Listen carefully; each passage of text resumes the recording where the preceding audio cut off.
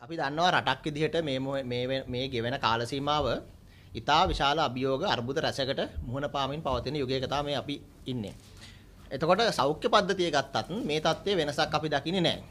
විවිධාකාර හේතු නිසා අභ්‍යන්තර වගේම බාහිර හේතු කාරණා නිසා සෞඛ්‍ය පද්ධතියත් විවිධාකාර අභියෝග රැසකට මුහුණ දෙමින් පවතිනවා. ඒ අතරදී ගෙවුණු සතියක දෙක පමණ කාලයේදී අපි දිගින් දිගටම බොහෝ දැනුවත් කරපු කාරණයක් තමයි ප්‍රධාන අභියෝග තුනක් අපි නිරීක්ෂණය කරලා තියෙනවා මේ වෙනකොට ශ්‍රී ලාංකීය නිදහස් සෞඛ්‍ය සේවාව මේ රටේ සෞඛ්‍ය පද්ධතිය මුහුණ දෙමින් පවතින.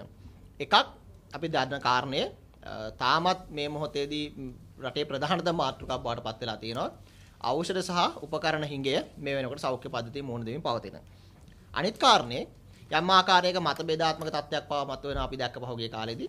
රටේ ප්‍රජාව විශේෂයෙන් අවදානම් කාණ්ඩ, ලදරු සහ ළමා කාණ්ඩ, ගර්භණී මව්වරුන් ඇතුළු පිරිස් මුහුණ පාමින් සිටින පෝෂණ ගැටලුව. ඒ විශේෂයෙන් ආර්ථික අර්බුදයත් එක්ක ගැට ගැහිච්ච කාරණයක්.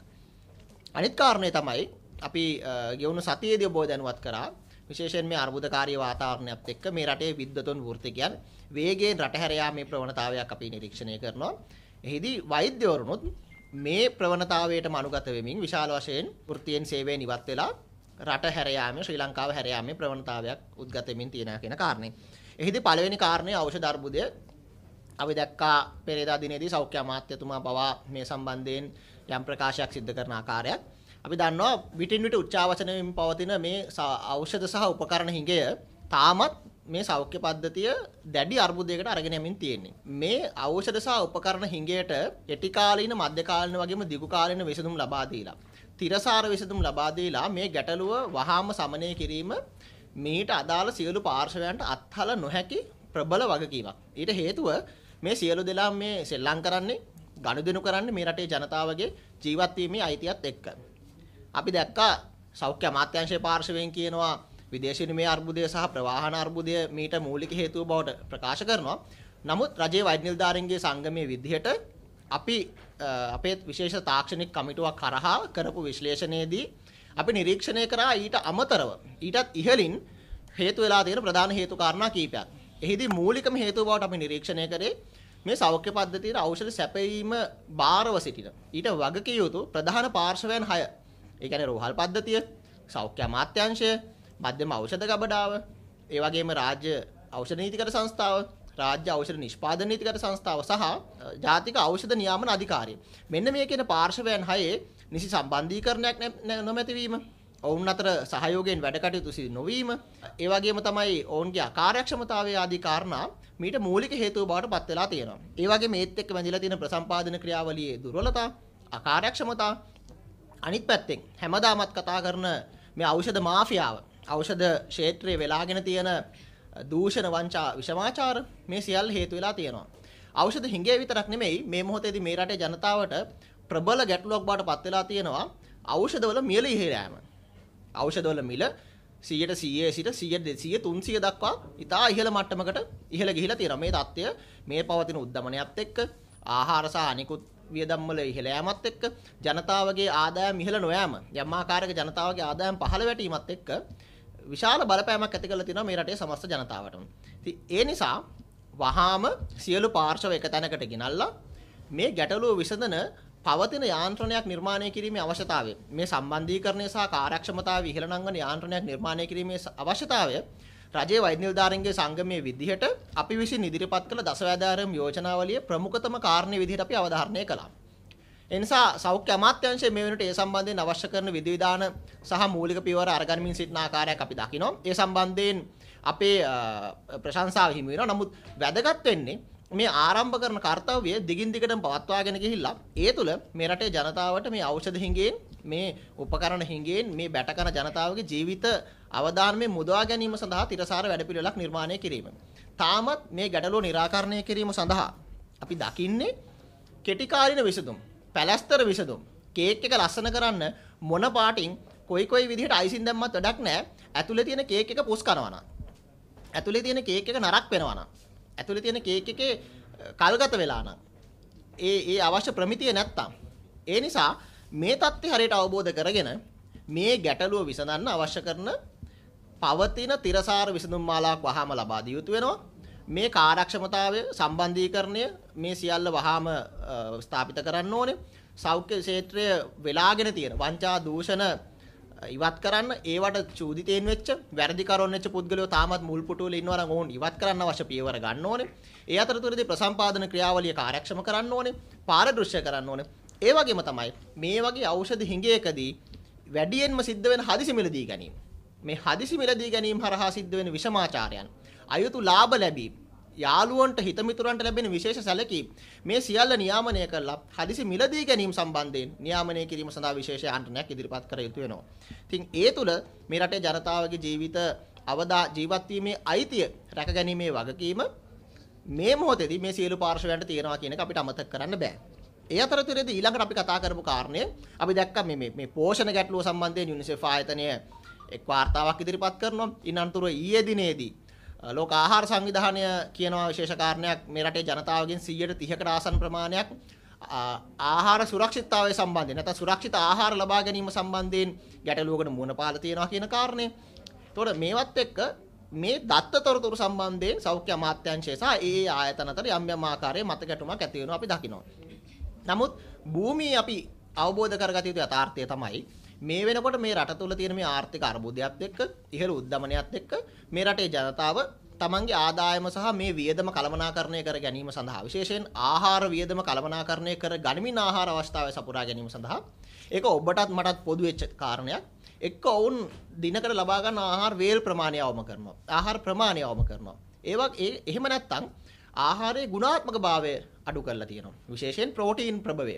මස් මාළු කිරි බිත්තර වැනි ආහාර වලින් ලබා ගන්න මේ ප්‍රෝටීන් ප්‍රභවය, ඒ ප්‍රෝටීන ලබා ගැනීම අවම වෙලා තියෙන තත්ත්වයක් තමයි අපි දකින්නේ. මෙහිදී වැඩිම බලපෑමකට ලක් වෙන්නේ, වැඩිම අවධානමකට ලක් වෙන්නේ ළමා සහ ලදරු කාණ්ඩය, ඒ වගේම ගර්භණී මව්වරුන්ටලු අවධානම් කාණ්ඩ.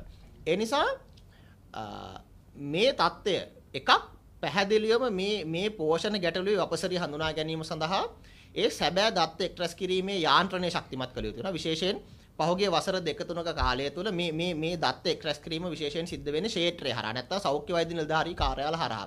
නමුත් අපි දන්නවා ගෙවුණු වසර දෙකක තුනක පමණ කාලයේදී කොවිඩ් වසංගතයත් එක්ක සෞඛ්‍ය වෛද්‍ය නිලධාරී කාර්යාල වලට ඒ ක්ෂේත්‍රයේ රාජකාරී සාමාන්‍ය රාජකාරී වලට විවිධ බාධා ඇති වුණා. ඒ වගේම මේ පහුගිය කාලේ ඉන්ධන අර්බුදයත් එක්ක දැනටත් ඒ ගැටලුව තියෙනවා. ඔවුන්ට ඒ ක්ෂේත්‍රයේ රාජකාරී මේ මට්ටමට කරගන්න බෑ.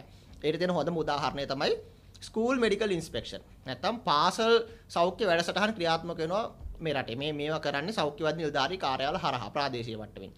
දැන් 2020 2019 ඊට කලින් හැම අවුරුද්දකම මේ වැඩසටහන ඉලක්කය 95 ඉක්මවා සාර්ථක කරගෙන තියෙනකොට 2021 වර්ෂයේදී ඒ ඉලක්කගත පාසල් සෞඛ්‍ය වැඩසටහන වලින් 52ක් පමණයි සිදු කරන්න හැකියාව ලැබිලා තියෙන්නේ. ඊට හේතුව අර කියපු ගැටලු. ඉතින් ඒ තුල අපි දකින කාරණේ තමයි මේ පෝෂණය සම්බන්ධයෙන් තාම නිවැරදි තොරතුරු, නිවැරදි ගැඹුර මේ ගැටලුවේ සමහරට අපිට ලැබිලා නැහැ. මීට වඩා දරුණු වෙන්න පුළුවන් මේ තියෙන තත්ත්වය. අනිත් ප්‍රශ්නේ මේ අද මේ තියෙන පෝෂණ ගැටලුවෙන්, මේ තියෙන ආහාර ගැටලුවේ ප්‍රතිඵල අපි දකින්නේ හෙට නෙමෙයි. තව වසර ගාණක් ගිහිල්ලා. තව අවුරුදු 5ක් සමහරට 10ක් විතර ගිහිල්ලා. මොකද අද තියෙන මේ දරු පරපුර අනාගතයේදී මේ රටේ තරුණ පරපුර. උන් තා මේ රටේ ශ්‍රම බලකායේ කොඳුනාරටිය වෙන්නේ. ඒ නිසා මේ මොහොතේදී උන්ට නිසි පෝෂණය නොලැබුණොත්, ඔවුන් කායික මානසික සමාජීය වශයෙන් දුර්වල වුණොත්, ඒ තුල බිහි වෙන්නේ දුර්වල ශ්‍රම බලකායක් ඉදිරියට. ඒ තුල අඩපණ වෙන්නේ මේ රටේ ඉදිරි ගමන, මේ රටේ සංවර්ධනය. ඒ නිසා මේ தත්ත්වයේ හරි වපසරිය පැහැදිලි චිත්‍රය අඳුනා ගැනීම වැදගත් වෙනවා. ඒ තුල තමයි මේට අවශ්‍ය කරන විසඳුම් ලබා දෙන්න ඕනේ. එහිදී රජයේ වෛද්‍ය නිලධාරීන්ගේ සංගමයේ වශයෙන් අපි වගකිව යුතු වෘත්තීය සමිතියක් ලෙස මේ සම්බන්ධයෙන් සායවැදෑරුම් යෝජනාවලියක් ඉදිරිපත් කරා. එහිදී අපි විශේෂයෙන් කිව්ව කාරණේ තමයි මේ தත්ත්වයේ මේ සම්පූර්ණ ගැටලුව විසඳන්න නම් මීට මේ ආහාර ප්‍රශ්නේ, මේ ආහාර අර්බුදය, මේ පෝෂණ ගැටලුව හා සම්බන්ධ සියලු පාර්ශ්ව එකතැනකට අරන් එන්න ඕනේ. එතකොට කෘෂිකර්ම අංශය වෙන්න පුළුවන්, සෞඛ්‍ය අංශය වෙන්න පුළුවන්, පෝෂණය වෙන්න පුළුවන්, ඊළඟට රාජ්‍ය පරිපාලන හා ඒ පරිපාලන තීරණ ගන්න පිරිස් වෙන්න පුළුවන්. මේ විශේෂඥයින්, දේශපාලඥයින් මේ සියල්ල එකතැනකට ඇවිල්ලා අන්තර්පාර්ශවීය වැඩපිළිවෙලක්, අන්තර්පාර්ශවීය යාන්ත්‍රණයක් නිර්මාණය කළා. ඒ තුල වැඩසටහනක් ඉදිරිපත් කරලා පවතින තිරසාර විසඳුම් සෙවීමේ අවශ්‍යතාවය අපි අවධාරණය කරා. අපි සතුටු වෙනවා ඊයේ දිනේදී අතිගරු ජනාධිපතිතුමා මේ හා සමාන යාන්ත්‍රණයක් ඉදිරිපත් කරනවා. රට පුරා ස්තර 7කින් යුක්තව ප්‍රධාන ආහාර සුරක්ෂිතතාව සහ මේ පෝෂණය සම්බන්ධ කමිටු 7ක් නිර්මාණය කරන්න එතුමන් උපදෙස් ලබා දෙනවා. ඒ වැඩ පිළිවෙල ආරම්භ කරා. එනිසා ඒ සම්බන්ධයෙන් අපේ ප්‍රශංසාව අපේ සතුට අපි පළ කරනවා වගේම එහිදී වෛද්‍ය වෘත්තිකයන් විදිහට වගකීතු වෘත්තීය සමිතියක් විදිහට රජයේ වෛද්‍ය නිලධාරීන්ගේ සංගමය මේ රටේ අනාගතය වෙනුවෙන් මේ රටේ අනාගත පරපුර ආරක්ෂා කර ගැනීම වෙනුවෙන් ඒ ඉලක්කගත ඵලදායී වැඩපිළිවෙලක් ඉදිරිපත් කිරීම සඳහා එය මහ පොළොවේ යථාර්ථය බවට පත් කර ගැනීම සඳහා අපේ දායකත්වයේ උපරිමයෙන් ලබා දෙන්න අපි සූදානම්. ඒ අතරතුරේදී අනිත් කාරණේ තමයි මේ සියලුම කාරණා අතරේ යටිබිම්ගතව ද්විතීක වැති වෙච්ච කාරණයක් තමයි බුද්ධි ගලණය කියන කාරණේ. එහිදී අපි කරුණු කාරණා සහිතව පෙන්වා දුන්නා. මේ රටේ වෛද්‍යවරුන් පෙර වසර වලට සාපේක්ෂව වැඩි පිරිසක් මේ වෙනකොට රටින් බැහැරව යාමේ ප්‍රවණතාවයක් මතුවලා තියෙනවා. විශේෂයෙන් මේ තියෙන ආර්ථික අර්බුදයත් එක්ක, දේශපාලන අස්ථාවර භාවයත් එක්ක, ඉන්ධන අර්බුදයත් එක්ක ඔවුන්ගේ රැකියාව නිදහසේ කරගෙන ඔවුන්ගේ එදිනෙදා සමාජ තත්ත්වය ආරක්ෂා කරගනිමින් ජීවත් වීමේ දැඩි අභියෝගයකට මේ රටේ වෛද්‍යවරුන් මුහුණ පාලා තියෙනවා. රැකියාවට වාර්තා කිරීම පවා දැඩි අර්බුදයක් බවට පත් වෙලා තියෙනවා මේ තියෙන ඉන්ධන අර්බුදයත් එක්ක.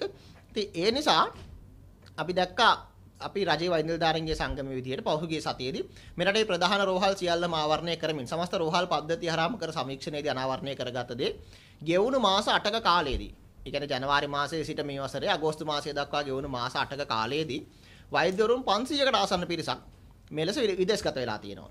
මෙහි තියෙන ප්‍රධානතම කාරණය තමයි මේන් සැලකිය යුතු පිරිසක් විදේශගත වෙලා තියෙන සෞඛ්‍ය අමාත්‍යාංශයේ දැනුවත් වීමකින් තොරව. ඒ නිසා ගෙවුණු මාස 2ක පමණ කාලයේදී ඒවේ හැර යාමේ නිවේදන නිකුත් කරන්න සිද්ධ වෙලා තියෙන වෛද්‍යවරුන් 50කට වැඩි පිරිසකට සෞඛ්‍ය අමාත්‍යාංශයට.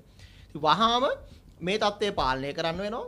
මේ தත්ත්වය පාලනය කරන අතරතුරේදී මේ වන විට මේ තියෙන විදේශ විනිමය අර්බුදයට යම් ආකාරයක විසඳුමක් මේ පාලිත තත්ත්වයක් ඔස්සේ ක්‍රියාවලියක් ඔස්සේ වෛද්‍යවරුන් විදේශගත වීමට අවස්ථාව සලසා දීම හරහා අපිට ලබා ගත හැකි වෙනවා.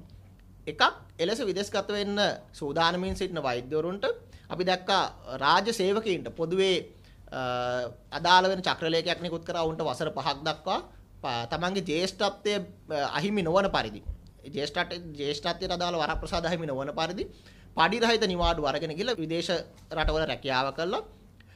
නැවත ලංකාවට පැමිණීම පහසුකම් සලසන විශේෂ චක්‍රලේඛනයක් නිකුත් කරා රාජ්‍ය පරිපාලන අමාත්‍යාංශය මගින් ගෙවුණු ජූනි මාසයේදී එහිදී බලාපොරොත්තු වෙනවා ඒ හරහා රටට විදේශ විනිමය ලබා ගැනීම. විශේෂයෙන් අපි දන්නවා නුපුහුණු කාර්මිකයන් ශ්‍රමිකයන් යවනවට වඩා වෘත්තිකයන් වෛද්‍යවරුන් විදේශගත මේ රැකියාවල් අවස්ථා ලබා දීම හරහා මේ රටට විශාල විදේශ විනිමය ප්‍රමාණයක් ලබා ගත හැකි වෙනවා. මේ තියෙන විදේශ විනිමය අර්බුදයට යම් ආකාරයක මේක රුකුලක් බවට පත් වෙනවා.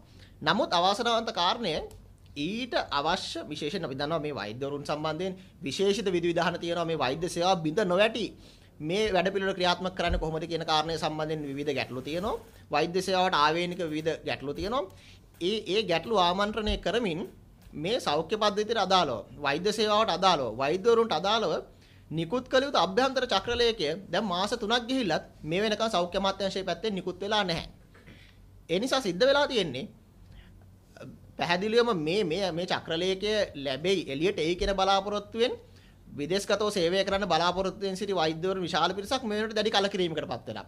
ඔවුන්ගේ බලාපොරොත්තු බිඳ වැටලා. අනිත් පැත්තෙන් අර පාලනය කළ යුතු වෛද්‍යවරුන් රටේ හැර යාම තවදුරටත් වැඩි වෙන එක තමයි සිද්ධ වෙන්නේ. ඒ තුල වෙන්න පුළුවන් කාරණේ පැහැදිලිවම අනාගතයේදී මේ රටේ සෞඛ්‍ය සේවාවේ බිඳ වැටීමක් සිද්ධ වෙන එක. අනිත් පැත්තෙන් යම් පිරිසක් එසේ විදේශගත වෙනකොට තාමත් මේ රට තුල රැඳී සිටිය යුතුයි කියන මානසිකත්වයෙන් සිටින බහුතරයක් වෛද්‍ය ප්‍රජාව මේ රට තුල රඳවා ගැනීම සඳහා මේ රට තුල රැඳිලා ඔවුන්ට නිදහසේ ඔවුන්ගේ වෘත්තිමය කටයුතු කරලා මේ රටට මේ රටේ ජනතාවට ඔවුන්ගේ සේවය ලබා දීම සඳහා අවශ්‍ය පහසුකම් සැලසෙන ඒ දිරිගැන්වෙන යම් යාන්ත්‍රණයක්ත් අපි විශ්වාස කරනවා සෞඛ්‍ය අමාත්‍යාංශය සහ රජය හරහා ප්‍රකාශයට පත් කළ යුතු වෙනවා. ඉතින් මේ தත්ත්වය මේ ගැටලු දෙකම මේ ප්‍රශ්නේ විසඳීමේදී මේ ගැටලු විසඳීමේදී මේ විසඳුම් යෝජනා මේ විසඳුම් මාර්ග දෙකම හරියට අවබෝධ කරගෙන ඒ සඳහා අවශ්‍ය විසඳුම් යෝජනා මාලාවන් වහාම ක්‍රියාත්මක කරන්න සෞඛ්‍ය අමාත්‍යාංශයට නොහැකි වුණොත් ඒ සඳහා අවශ්‍ය තිරසාර විසඳුම් පවතින විසඳුම් වහාම ඉදිරිපත් කරන්න සෞඛ්‍ය අමාත්‍යාංශයට නොහැකි වුණොත් සිද්ධ වෙන කාරණේ තමයි මේ රටේ වෛද්‍යවරුන් වසරකට බිහි වෙන පිරිසට වඩා වැඩි පිරිසක් එන්න විදේශගත වෙන්න බලනවා. විශේෂයෙන් කනිෂ්ඨ වෛද්‍යවරුන්, නවක විශේෂඥ වෛද්‍යවරුන් මේ රටේ අපි කියනවා මේ මොහොතේ අපි දැනුම කේන්ද්‍රීය ආර්ථිකයක් ගැන කතා කරන්නේ. අධ්‍යාපනය දැනුම මේ රටේ විශාලම සම්පත බවට අපි විශ්වාස කරන මොහොතක්. ඒ නිසා රට ඒ අදාළ දැනුම කියන සම්පත රැක ගනිමින්ම නමුත් ඒ දැනුමෙන්ම ඒ විශේෂඥයින්ගෙන්ම ඒ විද්වතුන්ගෙන්ම මේ රටේ විදේශ විනිමය අර්බුදයේ විසඳුමක් හොයන්න පාරක් එළි වෙලා තියෙනකොට ඒ දේ දැකලා අහක බලාගෙන ඉන්නවා නම් යම් ඒ වගකීම් පාර්ශව අපි දකිනවා ඔවුන් මේ සිද්ධ කරන්නේ මේ රටේ සෞඛ්‍ය සේවාවට විශාල අපරාධයක්. මේ රටේ ආර්ථිකයට ලොකු අලාභහානියක් මේ සිද්ධ කරන්නේ. ඉතිහාසයේ පුරාම අපි දැකපු කාරණේ තමයි තොරතුරු තිබියදී, දත්ත තිබියදී නිවැරදි තීන්දුව తీරන නිවැරදි වේලාවේ ලබා නොගත් නිසා රටක් විදිහට අපි අද මේ තත්ත්වයේ සිටිනවා. තාමත් තීන්දුව తీරන ගන්න ස්ථානවල සිටින පුද්ගලයන්, බලධාරීන්, වගකියුත්තන් මේ තත්ත්වෙන් පාඩමක් ඉගෙනගෙන නැත්නම් ඉදිරියටත් එන්න රට මීට වඩා අර්බුදයකට යනවා. මේ සෞඛ්‍ය පද්ධතිය මීට වඩා දරුණු අර්බුදයකට යන එක වළක්වන්න බෑ. ඒ නිසා වහා මේ තත්ත්වය නිවැරදි කළ යුතු වෙනවා. සෞඛ්‍ය පද්ධතිය මුහුණ දීලා තියෙන මේ අභියෝග වලට අඳුනගෙන මේ අභියෝග වල සැබෑ වපසරය අඳුනගෙන සැබෑ හේතු අඳුනගෙන පැලස්තර විසඳුම් දාන්නේ නැතුව එහි සැබෑ ගැඹුර අඳුනගෙන කෙටි කාලින මධ්‍ය කාලින සහ දිගු කාලින විසඳුම් ඔස්සේ මේ සෞඛ්‍ය පද්ධතියේ ස්ථායීතාවය සහ පැවැත්ම තහවුරු කරන්න නොහැකි වුණොත් අනාගතයේදී මේ රටේ සෞඛ්‍ය පද්ධතිය බිඳ වැටලා සෞඛ්‍ය සේවා බිඳ වැටලා ඒ තුල ජනතාවගේ ජීවත් වීමේ අයිතිය අවධානමකට ලක්වීමේ ජීවත් වීමේ අයිතිය නැතිවීම සම්පූර්ණ වගකීම අදාළ බලධාරීන්ට ලබා ගන්න සිද්ධ වෙනවා. නමුත් මේ ගැටලු විසඳන්න අවශ්‍ය කරන ඕනෑම සහායක් අපි ලබා දෙන්න සූදානම්. ඒ වෙනුවෙන් ගන්න ඕනෑම සාධනීය පියවරකට රජයේ වෛද්‍ය නිලධාරීන්ගේ සංගමයේ විදිහට අපගේ පූර්ණ සහයෝගය ලබා දෙනවා කියන කාරණය අපි මතක් කරනවා. බොහොම ස්තුතියි.